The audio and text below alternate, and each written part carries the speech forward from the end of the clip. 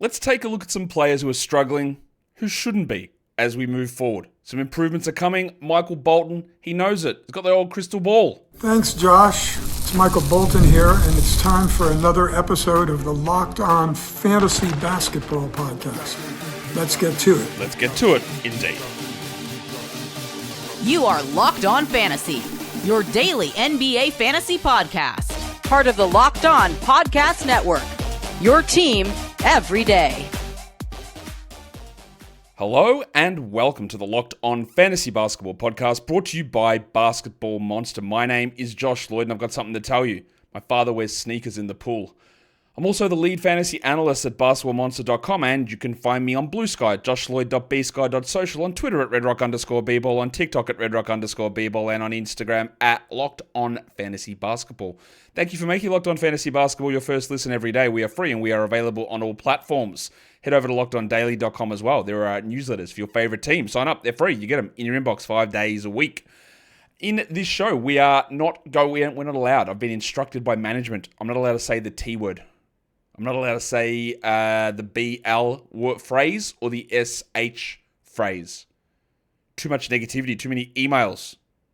No emails. Just not going to say it because that's not what we're talking about. I don't care that your T deadline has passed. I don't care. What we're talking about is we're looking at players who are likely to improve. So if you're a bit worried about what's happening in your team in the playoffs, pushing to the playoffs, have a little bit of faith. That's what we're going to talk about. It is today National Youth Day in Zambia. I mentioned that. My missus is Zambian, so hey, she doesn't even know. Maybe we'll have a party here today to celebrate Youth Day. I don't know. Probably not, but I guess you never know. Let's just take a look back, though, at how we did on this in terms of 2 weeks ago. It wasn't the strongest week in terms of getting guys to bounce back and see how they went, but we'll talk about it anyway. Jaren Jackson was one of those ones where, I thought he was struggling a little bit. He was 121st. He's 52nd since then, and now he's injured. So I guess it worked, but sort of not. Darius Garland was 81st. He actually has gotten worse. 97th in the 2 weeks since we did the show. I do think that he will continue to improve from that, but I hope so. Same with Jalen Green, who I thought had room to improve because for some reason he just couldn't shoot free throws. And now he's about the same, 98th to 102nd. Kristaps Porzingis, well, this one he's played like 5 minutes since he's played there. 76th, he's 216th. He's had this 2-week-long Ebola infection. Hopefully he's able to return soon. And the other one was Onyeka Okongwu. That one worked pretty well. 94th into 39th. In the 2 weeks after that, and what I love about Okongwu at this point is that, we've talked about, hey, we just want to see him get a chance. We want to see this top 50 player. Will Atlanta do it? We don't know. We hope so. And we're actually seeing it and you go, oh yeah. Yeah, like this is why we, as a general fantasy community, were like, hey, can we just see what happens with this guy? That is why we like it. That's why we took the chances. That's why we took the late picks. That's why we stashed and waited to see what would happen for periods of time. It didn't fizzle out, which is a W. Well, I hope that, imagine they draft a center over the top of him next year. I'll probably laugh. What about, normally we do 5 guys on these shows, not the burgers, but players. Instead, because again, we're heading towards the end of the season, we're not talking about T's or BLs or anything like that. What we're talking about is just some guys that are going to improve, and we're just trying to make this a little more streamlined as we head towards the end of the season. So I'm going to do 4 guys who I think are going to improve their production over the next few weeks, which should be important to you. And number 1, we go to Oklahoma City because big Chet Holmgren, he's not playing that well at the moment. Yes, there's been a couple of injury issues in there, but he's 67th over the last 2 weeks. He's averaging just 35 fantasy points. This guy was a top 10 guy before the hip injury to begin the season. I still think that he can produce close enough to first roundish type value rest of season. That might be a little optimistic. Absolutely, it might be. But I think there are plenty of things here with Chet that we can see improving. He's averaging 12 points a game over the last 2 weeks. 12. Come on, man. What are we doing? And that's the usage is at 21, so it's not so low, but 12? He's hitting half a three. He hit 1.6 per game last season. He's shooting 44 from the field. He shot 53 last season. He's at 17% from three. Oh, there's your problem, isn't it? The old 3 valve is off. Probably going to need a new part, take 3 to 4 weeks to come in, plus labor. It's going to take a while. It won't. That is what it is. Like that is realistically what we're talking about here. So he's not taking as many threes. He's not taking as many free throws. His shooting percentages are down. But realistically, he's hitting 17% from three. Last season, he shot 37%. Now, this is also a guy that we've got to have some not concerns. Like, he came in and shot his free throws and threes really high as a rookie. He didn't do that at Gonzaga. He was like a mid-70s guy. And then it started to drop as the season went on. And this season, he's sitting at 76 from the line and 34 from three. I think that is closer to a realistic expectation than being a high 30s three-point shooter and an 85 free throw guy. Because again, we saw it for little patches, but not long-term. But irrespective of that, he's not a 17% three-point shooter. That's relatively obvious. So all of this comes down to play 4 extra minutes, hit some more threes, bump your field goals, bump your threes, bump your scoring, get to the line a little bit more would be good as well. And then we're rolling. That is what is happening here with Chet. It is pretty easy to see how he's going to be able to bump up his production. Again, like you can see my season-long projection on him. That's based on quite a few minutes, and I am going to actually probably adjust those minutes down. I'm not sure he gets to that level. So even if you look at him as a player in the 20s, I think it's probably a fairer expectation than that first-round era. But if he starts playing 32, 33 minutes, then we're talking about that back-end first-round, probably middle second-round player. And that's realistically, there's so many of the differences when we're talking projections and production. It's shooting percentages and minutes. Like where do you sit with that? So I think bumping him down to like 30 minutes or so pushes him back towards the end of the second round, which is probably a more realistic spot to have Chet Holmgren. The next guy we're going to talk about is someone who I believe is a potential riser, or almost certainly a riser. We're going to the other best team in the league, the best team in the East, 14-game winning streak legends, the Cleveland Cavaliers, because Donovan Mitchell is also in the midst of putting together a run that wouldn't be necessarily pleasing his fantasy managers. Now, fantasy managers for Donovan Mitchell took him in a very, very early spot, sometimes in the first round, rarely, often at the first 3 picks of the second round. That didn't ever make sense to me. I thought there was a lot of stuff that was easily predictable about a fall-off for Donovan this season. Number one being Kenny Atkinson won't play him 36 minutes a night. That was the most obvious thing of all time because, again, Kenny Atkinson came out and said, I will not play him 36 minutes a night. We knew that was happening and we should have adjusted to that. I probably should have been more forceful on that in terms of draft season, but irrespective of any of that stuff. What we're getting from Don at the moment, he's the 80th ranked player over the last 2 weeks. He's at under 37 fantasy points. The numbers aren't terrible, 24, 4, and under 5 assists, 1.3 steals. But that's his season-long numbers. Like that's not terrible. But when we're talking about what's happening for him at the moment, well, guess what it is? He's shooting 26% from 3. And this is, again, on fantasy sites. When they show the stats, when you talk about underlying numbers, this is it. Because they will show you what are his points, threes, rebounds, assists, steals, blocks, free throws, free throw percentage, field goal percentage, turnovers. Because they're the categories that will count for most of you. They won't show you what the 3-point percentage is. And that is, I tell you all the time, it's one of the big, it's not even a secret anymore, but maybe it is to some. It's the biggest thing that people don't, as a general fantasy community, talk about. Because it is a 3-category influence, the 3-point percentage. And it never gets displayed or really referenced in terms of how players are playing. It influences field goal percentage, 3-pointers made, and points per game. So if it's down, you're down. If it's up, you're up. Almost every time. So he's at only 2 threes made a game at 26%. He's shooting 38% for the season. Honestly, that's it. 3.5 threes a game he's at for the year. All right, cool. He's at 2 now. 1.5 extra threes, that's 4.5 points. And then we're absolutely rolling. The other thing is Donovan Mitchell's at 1.3 steals for the season. Yeah, he's at 0.8. So again, half a steal extra a game. That is the difference here. That moves Don from the 30, 40 ranked player to the 80 ranked player. That is all it takes to drop someone down that far. And the other weird thing about him is he's averaging 24.2 points per game for the season, as you can see on the bottom of the screen. Over the last 6 games, he's averaging 24.2 points. But because it's coming in a different way, he is taking it's coming through fewer threes, which is a fantasy category in itself, which is a separate topic because it shouldn't be. But what he's also doing at the moment, his free throw rate is through the roof. His usage is up to 34 as well. He's at 9.5 free throw attempts, up from 5, which is a little weird. But anyway, there's numerous things that are easy to see for Don that have room to grow. The other thing about him, which again, I predicted that he wouldn't be as good this season, but there are certain things that he's doing this season that I didn't predict would be like this. He has been an 87% free throw shooter for the last 2 seasons. 85 and above for 3 in a row. This year, under 82. And you can still say that 82 is good because it is. But going from 87, which he's been the last 2 seasons, to 81.9, it's huge. That is a huge, huge impact. And over his last month, he's actually shooting 77 from the line. Free throw percentage and steals, by far the biggest categories that vary each year. For no real reason either. I don't know why they vary so much, especially free throw percentage.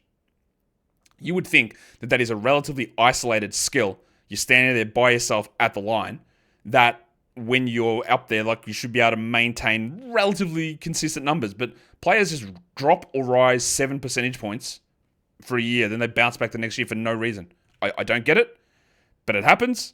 We acknowledge it, and we have to somehow sort of factor that in when we're talking projections, but that's pretty impossible to do, to be honest. We've got a couple more to talk about, but today's episode is brought to you by Wayfair. Your home, it should reflect your style. And with Wayfair, it is easier than ever to make that happen. When you're looking for a simple refresh or tackling a big home project, Wayfair has everything that you need in one place. The huge selection makes it easy to find the perfect piece, the perfect mug, side table, rug. What else can we do? Cushions, pillows, throws, kitchen essentials, decor. It's all there at Wayfair, and to fit your budget as well. When you want that little accent piece to tie everything together, look on Wayfair. When you want the big bookcase, look on Wayfair. And it's all coming with free delivery. So head over to wayfair.com and find something that is just your style today. That is WAYFAIR.com. Wayfair, every style, every home. Today's episode is also brought to you by TurboTax. This is a message from Intuit TurboTax. Taxes was waiting and wondering and worrying if you were going to get any money back, and then waiting and wondering and worrying some more. Now, Taxes is matching with a TurboTax expert who can do your taxes as soon as today. An expert who gives your taxes their undivided attention as they work on your return, while you get real-time updates on their progress so that you can focus on your day. An expert who will find you every deduction possible and file every form and every investment and everything with 100% accuracy. All so you can get the most money back guaranteed. There's no more waiting, no wondering, no worries. Now, this is taxes? Get an expert now on turbotax.com. All right, let's go onto the next one. Do you ever get that thing? And I know you do, because this is not exclusive to me. Everyone gets it. Where you just see something or watch something, and it just gets in your head and you can't get it out. I don't know if you've seen that girl in the coffee shop singing Paramore. I can't. It's playing in my head nonstop. But I'm gonna hit that note, but I can't get it out of my head. I'm into you. It's so yeah. That's what's happening in my head. Coffee shop girl singing Paramore. Oh, well, that's not what you hear. Maybe that is what you hear. You're here to hear my internal monologue and also to hear me badly sing. But yeah, good for you. Let's look at another guy who is set to rise. He's a very good player, this man. His name is the fun guy, Kawhi Leonard. It's not rolling super well for him. I know he hit a game winner, but you know what a game winner doesn't do? Win you a fantasy league. Game winners win you a single game in the NBA, but overall, when we're looking at the numbers, it's been a little disappointing for Kawhi. It's great that he's back. I avoided him in basically every draft once we got just that skerrick of information from the first day of training. I was avoiding him in the top 50 before that, and then I was saying I'm not touching him in the top 100 after we got that news. And look, he's been not great. I still think that per game he can be top 30, top 25-ish rest of season, but he's averaging 37 fantasy points. He's the 79th ranked player. For the year, he's at 18 points in 29 minutes. 5 rebounds, 2.5 assists, or 2.8 assists, 1.2 steals, whatever. But this is not right. This is not the guy where you go, well, when he comes back, I'll get top 10, top 5 numbers. Because at the moment, you won't. But it's Kawhi Leonard. There is a distinct possibility. No, sorry. It is basically a lock that his knee is cooked. It's done, right? He's never going to be healthy on that knee. You've had too many meniscus surgeries and ACL on the knee. It's done, right? But does that mean that you're now a 70% free throw shooter? Because that's what's happening over the last 2 weeks. Kawhi last season, 89 from the line. Kawhi this season, in totality, 77. Yeah, because that makes total sense, yes? Your knee's done, so now you just turn into a subpar, below average free throw shooter? That's the sort of stuff you can't predict, project, or have any faith in happening. And it's getting worse. 70% over the last 2 weeks. Why? Also, Kawhi, 42 from 3 last season. 42 from 3 the year before that. 35 this season, and 31 over the last 2 weeks. Now, some of that is the knee. You don't have that push. You don't have the stability in your legs. You don't have the rise. All that stuff is possible. But come on, man. Like, I do have a level of confidence that we're going to get better than 31. And we're going to have a stretch here. And this is where we have to also look at numbers. Of course we do, because we're numbers people. When we're looking at numbers about production. From now to the end of your playoffs, whether it's 2 weeks, 3 weeks, 4 weeks, whatever, Kawhi doesn't have to raise his season shooting number to 41%. He doesn't have to raise it up, which again, you have to raise up to 41%, you need to go on a run of shooting 46% or whatever it is. He doesn't have to do that. Because that much like Timon and Pumbaa, that's in the past, right? I don't need that to rise up. The only reason that's important is when we look back at season rankings and production, we go, oh, he was a whatever percent shooter. What you need now, you just need him to roll at 39. Just give me 3 weeks of 39% shooting. That'll move his season number to 36.7 or whatever it will be. Math made up. Don't guarantee that number is real. But you don't need him to bring the season number up to 40. You need him to bring the number up from today, where we're starting at 0. You need that to just be 39 net moving forward. And I think it can be. It's not unrealistic. You don't need him to bring the free throws up to 90%.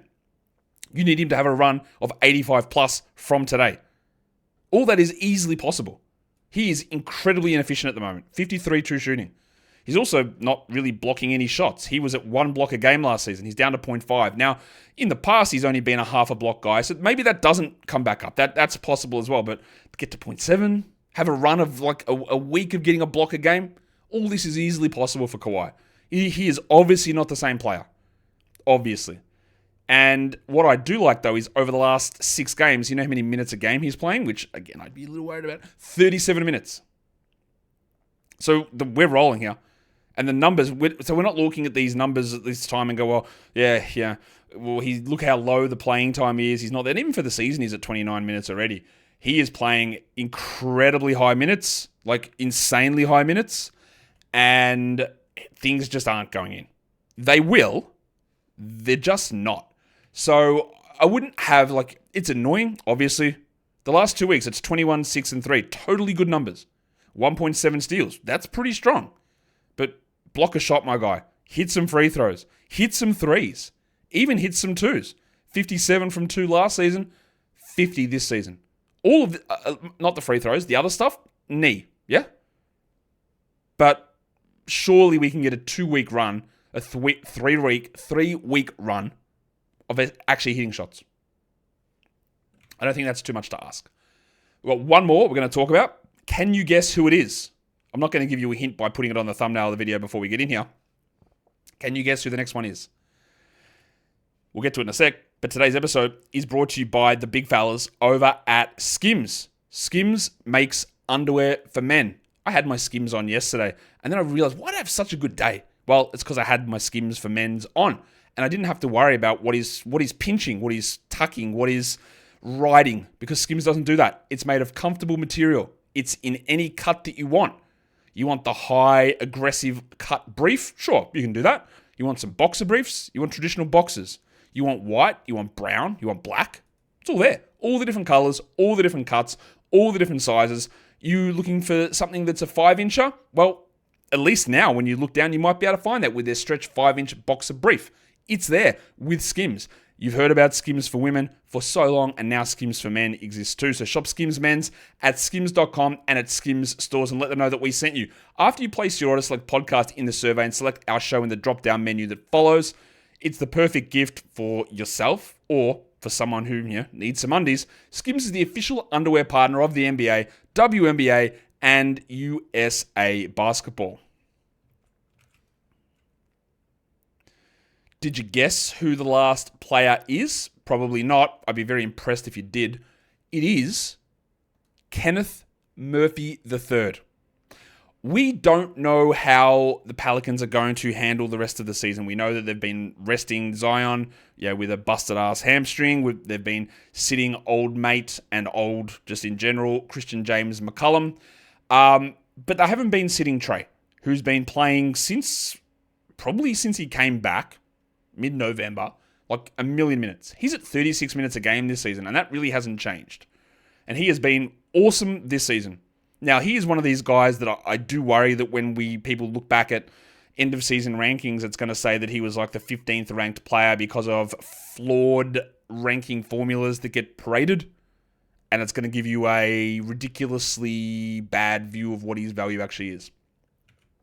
In saying all of that, though, I think he's been solidly like a third roundish sort of a player. That's actually realistic moving forward. I think he could still get back there, but he's outside the top 65 over the last 2 weeks. He's down to 34 fantasy points, 5 fewer than what I think he's going to hit. And there are reasons. His season numbers, they're down the bottom of the screen. 22 with 3 threes, 5 rebounds, 4 assists, 1 steal, 0.8 blocks, 46, 88, 36 minutes. They're bloody good numbers. But what's happening now? Why is it down? Again, there are easy answers here. I think he can be for the last 2 months, he's at 4.5 assists a game. He's down to 3.5 assists, which again, you don't think of him as an assist guy, but he's been putting up big assist numbers, especially with DeJounte down. It's just fallen away. So that can easily improve. But the threes aren't going in. As simple as that. Again, you want a cheat sheet, like that's it. Threes aren't going in. 28% from 3. Okay, he's at 36 for the season. He was at 38 last season, 41 the year before that, 38 the year before that. This is who he is. He's not a 27% shooter. That's going to improve. So, easy. 2.4 threes should be 3+. Easy. Put your scoring up, put your field goal percentage up, put your threes up, bang, we're done. Back inside the top 40, laughing, ready to go, big numbers. Easy. The easiest thing of all time. This is a slump in shooting. And it's actually lasted about a month here. He's at 30% from 3. Again, the easy questions you ask yourself, you go, do I think Trey Murphy is a good shooter or a bad shooter? And your answer is good. So it's going to come up. His 2-point percentage is also weird too. It's at 56 for the season. It was 60 and 61 the last 2 years. Over the last month, it's 52. But over the last 8 games, it's up to 63. So there's a lot of variance in his 2-point numbers. But overall, that's sort of balancing out. It's just the threes. Just hit another 3 a game. Jump from 28 up to 38. That is all that you need. And then we are back. We are rolling. And you are getting the numbers that you invested in or that you banked your team around getting. And I think we're going to get it. That is a list of players who are set to jump back up, I hope, over the final 2 weeks of the season. I'm going to come back and do a show on 4 guys who are maybe going to fall off. Stay tuned for that. The best way to stay tuned is to hit the thumb, to drop your comments, leave it all down below. And while these guys might be struggling, they can pick it back up. If you're struggling, you can pick it back up as well. Keep some positivity. Critical, improve, positive. Guys, we are done here. Thank you so much for listening, everyone. See ya.